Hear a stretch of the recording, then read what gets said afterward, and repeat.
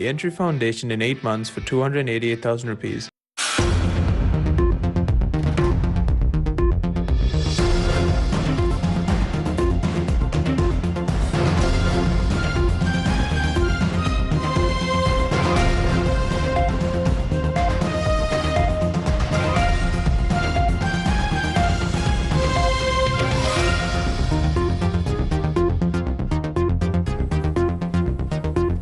Prices of essential items in Sri Lanka continue to increase.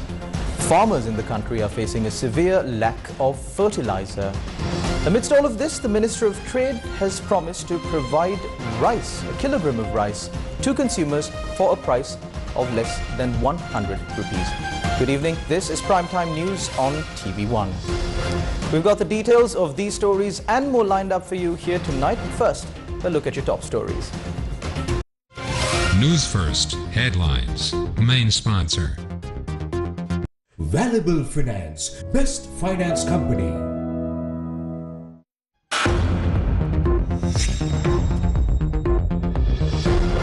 Government all set for the Provincial Council polls.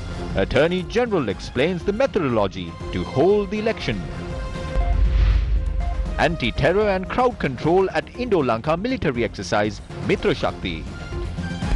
China expresses concern over the test results of the imported organic fertilizer. Farmers continue to make their demands.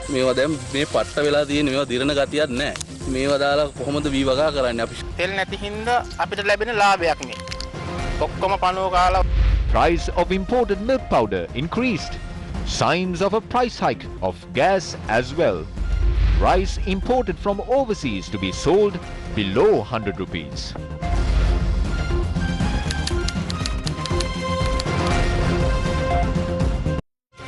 News First headlines. Main sponsor. Valuable Finance, best finance company. Taking a look at those stories now in detail, biggest question that we're having tonight is, will the Provincial Council elections be held soon? Discussions on this matter have cropped up again. The government is now considering to present a new bill in Parliament and hold the elections under the old system. It's been 5 years since the terms of the Sabragamua, Eastern and North Central provinces ended. 4 years have lapsed since the terms of the Northern, Northwestern and Central provinces ended.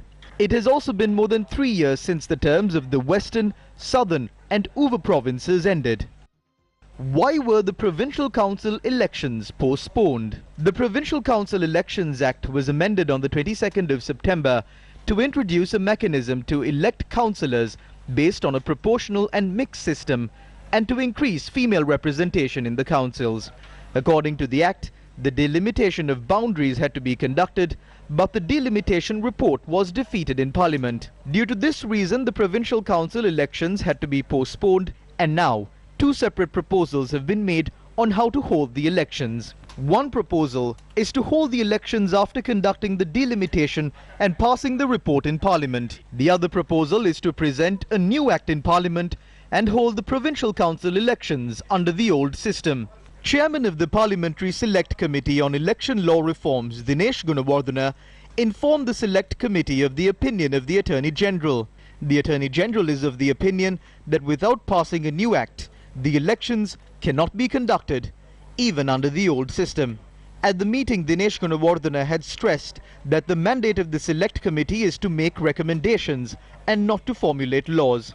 The Minister of Finance, Basil Rajapaksa, who attended the meeting for the first time, had held discussions with representatives of other parties in Parliament regarding the Provincial Council elections.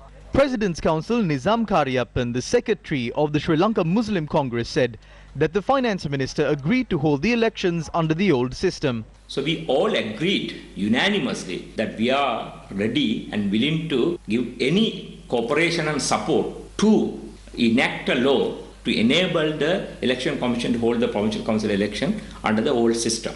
And thereafter, Finance Minister has also agreed to hold the elections accordingly, and then he made the request. And since the budget has been now to be tabled and it might be taken out November, December, probably by earliest January, the Parliament should be able to debate the new act and passed the act and should be able to hold the elections within few months. President's Counsel M.A. Sumanthiran the issues surrounding the provincial council elections. I had already submitted private members' bill for the amendment of the Local Authorities Elections Act in 2019, and my position was that by that process that legal snag could easily be resolved. I had immediately given them the draft bill that was gazetted and tabled in 2019 so that the cabinet could take a decision in this regard and take necessary urgent steps to hold the provincial council's elections before March next year. Are preparations for the provincial council election being renewed as a result of pressure from India? There has been no undue pressure exerted on the Sri Lankan government with regard to the 13th Amendment or the oil tanks in Trincomalee. It is the Parliament of Sri Lanka that decides on how and when the elections of this country will be held. A date has not been decided yet. The government accepts the responsibility of bringing an act in Parliament, passing it and then holding the provincial council elections. The statement released by the Indian High Commission following the Indian Foreign Secretary's tour of the island stated that the provisions of the 13th Amendment to the Constitution should be implemented. India is of the stance that steps must be taken to hold the provincial council elections to ensure that devolution of power under the 13th Amendment to the Constitution is given meaning. The Indo-Sri Lanka Mitra Shakti joint military exercise is currently underway in Ampara. A practical exercise was held in Ampara yesterday.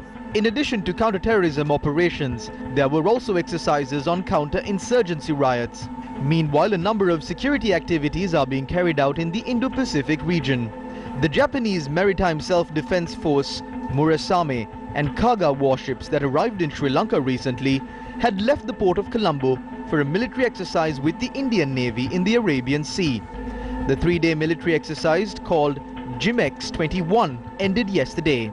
The Japanese warships arrived in Colombo after conducting another exercise with the US Navy in the Straits of Malacca. Meanwhile, a nuclear-powered US Navy attack submarine struck an unidentified object while submerging in international waters in the South China Sea. What struck the submarine is yet to be ascertained and remains a mystery. Officials said 11 sailors were hurt, 2 suffered moderate injuries, and the rest had minor scrapes and bruises, and all the sailors were treated on the sub. The US Pacific Fleet said the USS Connecticut remained in a safe and stable condition, and there were no life-threatening injuries, and the sub was still fully operational. The fleet added, Seawolf-class submarine's nuclear propulsion plant was not affected, and that the extent of the damage to the remainder of the submarine is being assessed. They also said that investigations are underway to determine the cause of the collision. The collision comes amid escalating tensions in the region, and the same weekend that US and UK aircraft carriers conducted military exercises with Japan, Canada, the Netherlands and New Zealand just north of Taiwan. The United Kingdom carrier Strike Group 21 has since travelled down to the South China Sea, pointing to its vital importance as a maritime trade route. On Wednesday, Taiwan's Defense Minister Chiu Kung-cheng said China could be ready to launch a full-scale invasion of the island by 2025, adding that they currently have the ability to attack, but they would have to pay a price. The Biden administration has shifted the focus of US national security policy away from the wars of the past 2 decades and towards Beijing, which has asserted itself in the region and on the world stage. On Thursday, the Central Intelligence Agency announced the creation of a new mission center for China following a months-long review that found China as the greatest long-term threat to the United States. Will there be transactions that were revealed in the Pandora Papers? Former Deputy Minister Nirupama Rajapaksa's husband's dealings were also revealed in the Pandora Papers, and these matters were spoken of by politicians and civil activists today. Here's what they had to say. This incident did not take place during the Rajapaksa era. It happened in 1994. If attempts are made to attack Gotabaya Rajapaksa or Mahinda Rajapaksa or even the government, we see this as an act of exacting revenge. This deputy minister has to declare her assets when she is being sworn in. If she has not shown these assets, that's a big mistake.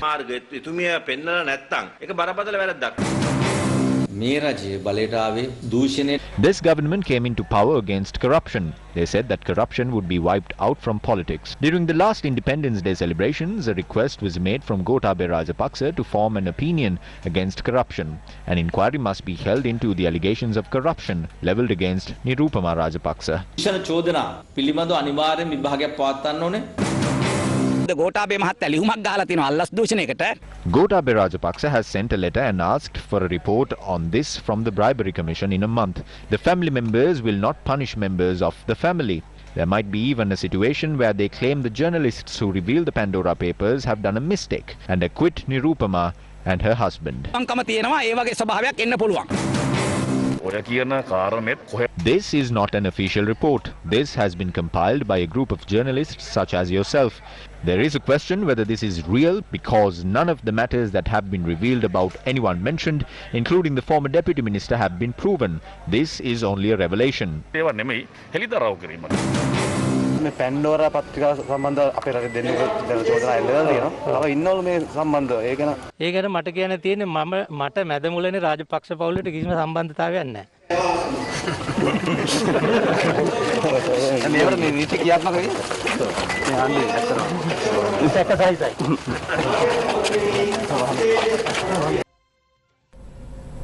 The Chinese embassy in Sri Lanka has intervened in the matter concerning the import of organic fertilizer to Sri Lanka. In a statement, the Chinese embassy said the revelations of Erwinia being found in the samples brought down to the country from Qingdao Siwin Biotech has no scientific basis. While pointing out that Qingdao Siwin Biotech that secured the tender to provide organic fertilizer to Sri Lanka is a world-renowned company that exports to more than 50 countries. The Chinese embassy in Sri Lanka said that this incident has caused great financial loss to the company.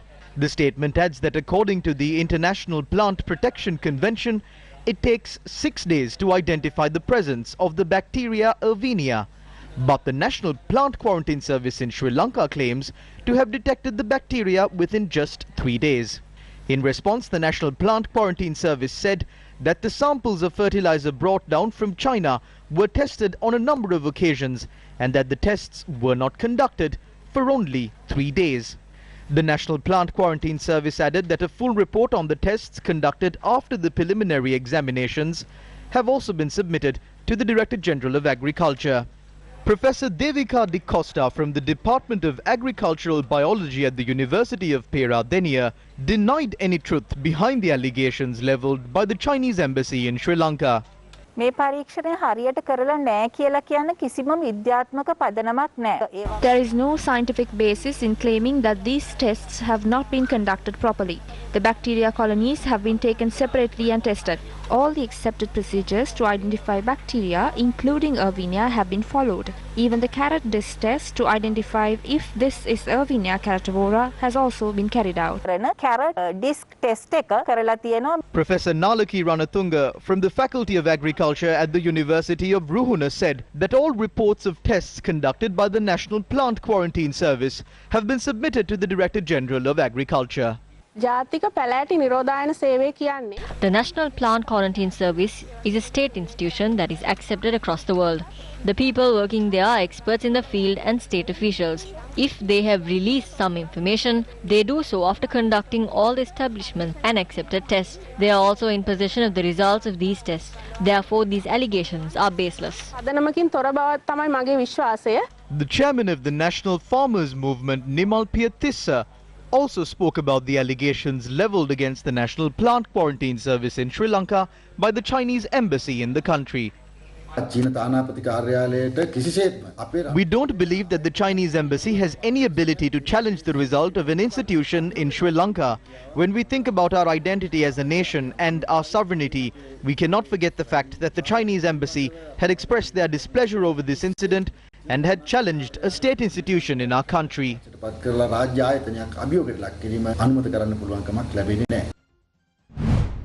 Amidst a crisis in the supply of organic fertilizer, a cloud of uncertainty now looms over the cultivations of farmers in Sri Lanka. Farmers of the Mahaweli Sea Zone staged a protest today to shed light on their plight. Remember, if the farmers are destroyed as a result of not getting fertilizer, we will be the ones to destroy this government. I would like to remind the minister of this. A farm nearby is getting container loads of fertilizer, but they are telling us that farmers don't have fertilizer. Even if we die of COVID-19, we will continue our struggle. There is a minister in Mahianganaya. Can't they intervene in this matter? Fertilizer was loaded from stores in Mahianganaya. This fertilizer belongs to the farmers. Give the country to the farmers and we will feed the country. 22 farmers' organizations in Serunura Kantale are waiting to cultivate on 11,000 acres of land for the Maha season in Serunura Kantale.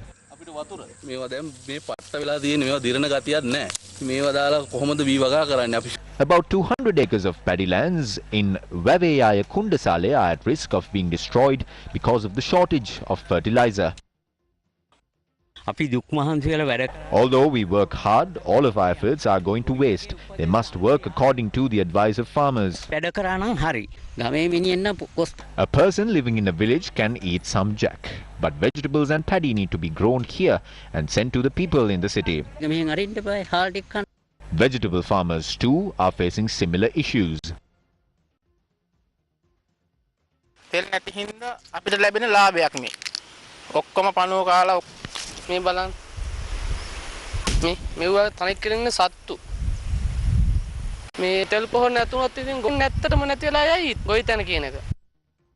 This is what Minister of Highways Johnston Fernando had to say about the fertilizer crisis in the country. We would like to ask farmers not to have any doubts regarding fertilizer. We are taking the necessary steps. Also, we ask farmers to cultivate their fields. If anyone suffers losses, our government will bear those losses and compensate the farmers. National organizer of All Ceylon Farmers Federation, Namal Karunaratne, also expressed his views regarding the matter.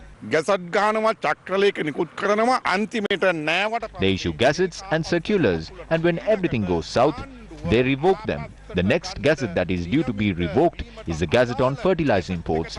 We would like to inform Minister Mahindananda Gamage and Minister Shashendra that the anger of the farmers is directed towards you now. If in a few more days the President revokes this gazette notification, he will become the hero and you will be ridiculed.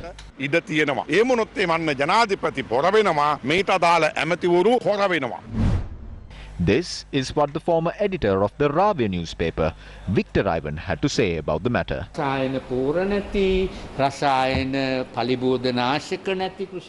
There may be slogans like agriculture free from chemical fertilizer and agriculture free from pesticides. These are nice names to the year. In the entire world, the landmass on which cultivations are carried out without chemical fertilizer is less than 2%. Even though we had an issue with dollars, India and China are two of the main countries in the world that produced chemical fertilizer. We would have held discussions with them and get a credit line. What we can understand through this is that not only the current leaders, but the leaders of the country in general are very stubborn. They are very proud. Also sometimes they are stupid. They don't use their brains. This is a massive issue. The government should at least now use their brains and stop this madness. Allow these people to do this. If the people are using excessive amounts of fertilizer, limit that. That is the right way to do this. I feel that we can still change this.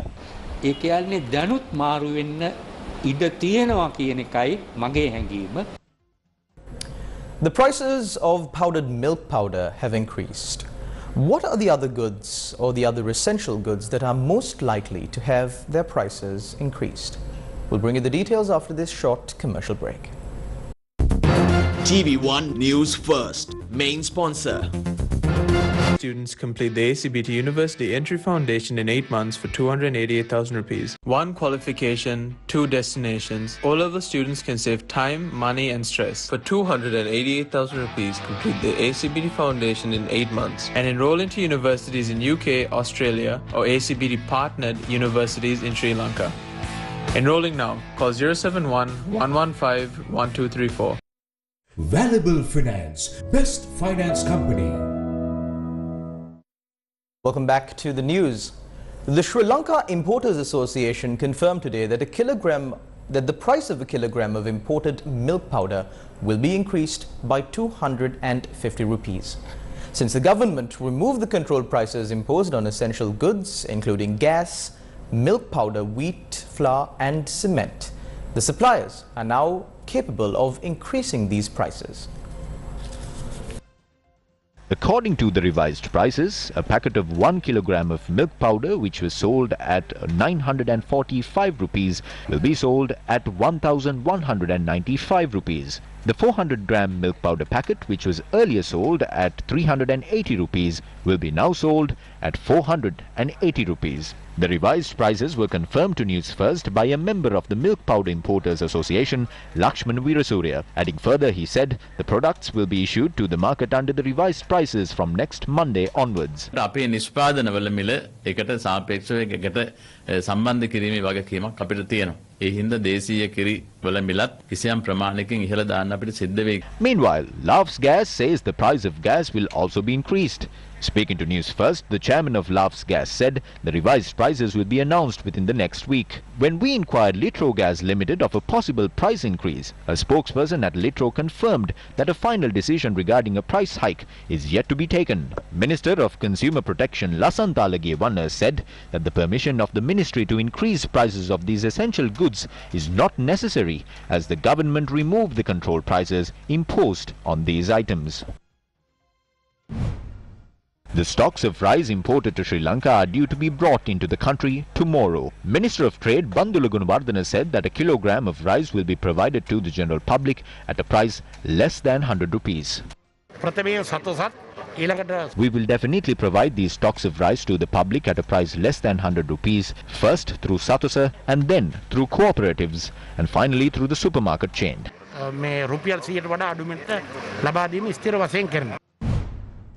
Can the minister give an assurance that the stocks of fertilizer that are brought into the country were not produced with the use of chemical fertilizer, pesticides and weedicides? Can Minister Bandula Gunawardena give that assurance? The government should inform the public of the quality of this rice that is being imported to the country.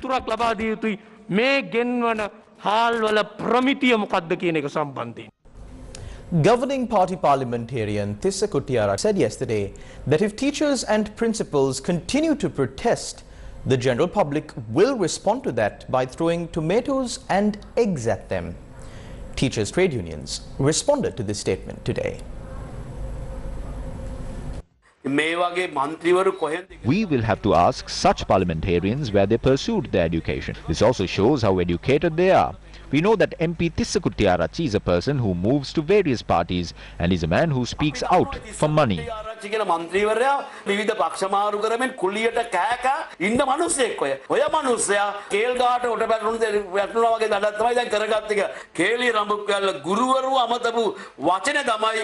will have to address him with the same word that Minister Keheliya Rambukwala used to address teachers. The role of a parliamentarian is to discuss the issues of the country in parliament and provide solutions to them, not to go to various places and say things like this. Even after the Prime Minister in Parliament decided to hold a discussion on this matter, these people say such things. Who are these people working for? Still in local news, opposition leader Sajith Premadasa says that the government has failed to create a combined program for the health sector. I would like to extend my gratitude and respect to our medical staff. I also respect our security forces. Their role is also very important. The government has failed to formulate a combined program for both these sectors and implement an efficient program for COVID-19. I hope that the government will be endowed with the wisdom to leave aside superstition and rely on science and truth. විද්‍යාවට සත්‍යයට දත්තවලට මුල් තැන ලබා දීලා ඒ තීරු තීරණ ගන්නට ප්‍රඥාව පහළ වේවා කියලා ප්‍රාර්ථනා කරනවා. The opposition leader made this statement yesterday at an event held to hand over medical equipment worth 2 million rupees to the Anamaduwa Base Hospital. The donation was made under the Vipakshan Husmak program. අපට රෝගීන් නිරීක්ෂණය කිරීම රෝගී We can expand our capabilities to observe patients, identify their needs and increase the quality of our service to our patients by using these medical equipment. This is very important for COVID-19 patients who need oxygen. මත යැපෙන Covid රෝගීන් සඳහා විශාල වශයෙන් වැදගත්කමක් තියෙනවා. Bishop of Chilau, His Lordship Valence Mendes, has been appointed as the Bishop of Kandy of the Catholic Church by His Holiness Pope Francis. In addition to his new role, His Lordship Bishop Valence Mendes will function as the Apostolic Administrator of the Diocese of Chilau. The announcement was made by the Papal Nuncio in Sri Lanka, His Lordship Brian Udawagi. The Papal Nuncio also appreciated the service rendered by the previous Bishop of Kandy, His Lordship Vinaya Fernando. To be or not to be, that is the question. The famous line in Hamlet, penned by the bard himself, was lingering in the hearts and minds of all students who are eager to get on stage and perform in these trying times. Well, they have got an answer to their question, as the 47th All-Ireland Inter-School Shakespeare Drama Competition is to be held on Saturday, the 16th of October. But this time around, the competition will be held virtually.